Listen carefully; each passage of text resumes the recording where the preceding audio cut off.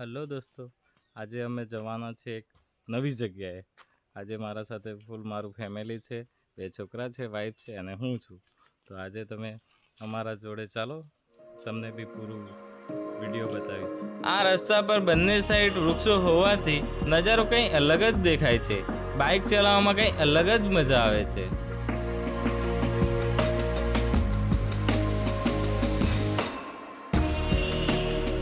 તો હવે આપણે વાંસદા ધરમપુર રોડ ઉપર કાવડેજ ચોકડી અજમલગઢ તરફ જવાના ગેટ પર આવી ગયા છે.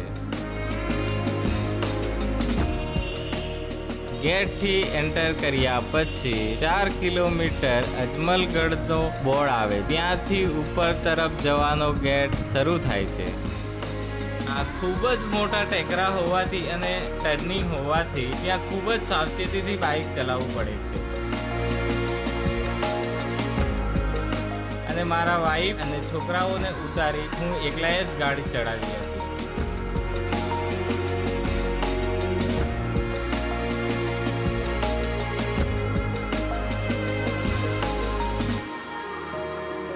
ફાઇનલી અમે આવી ગયા છે અજમલગઢ પર.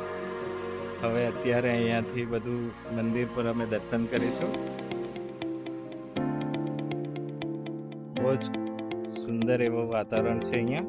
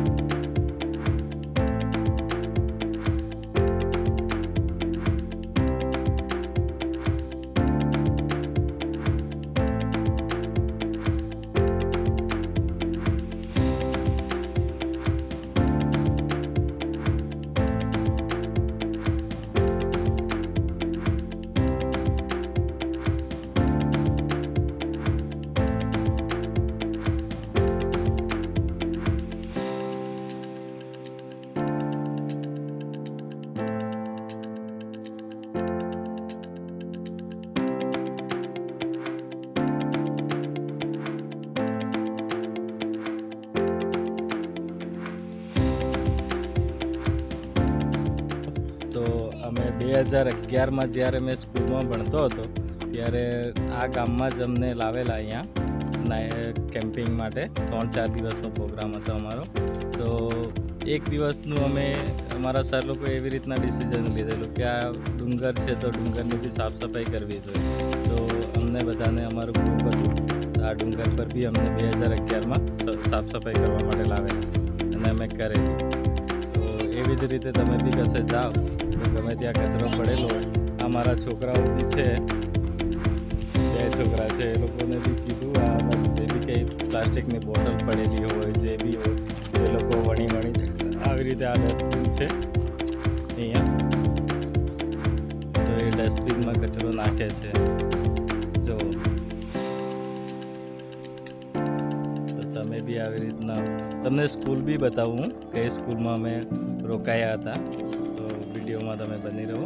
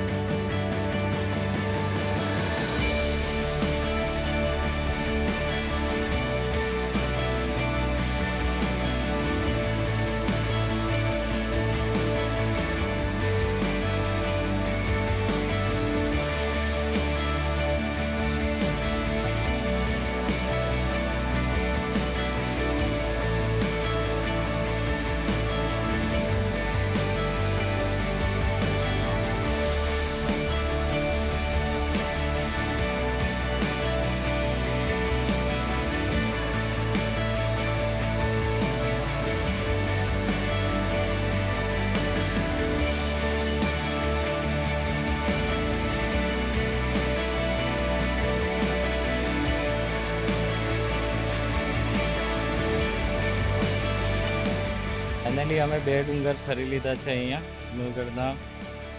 બંને ડુંગર છે, એક પેલી બાજુ છે અને એક આ બાજુ છે. તમે બંને ડુંગર આ ફરી લીધા છે અને હવે અમે નીચે તરફ જવાનો પ્રયત્ન કરીએ છીએ. આ સ્કૂલમાં અમે આવ્યા હતા નાઇટ કેમ્પ માટે અને આ ગામમાં પછી અમે સફાઈ બી કરેલી અને પેલા જ્યાં અમે ડુંગર પર ગયા હતા ને ત્યાં સફાઈ બી કરેલી હતી. અને આ સ્કૂલમાં અમે 4 દિવસ માટે 3 નાઇટ અને 4 દિવસ માટે રોકાયા હતા. અહીંયા ક્રિકેટ બી રમતા હતા અમે.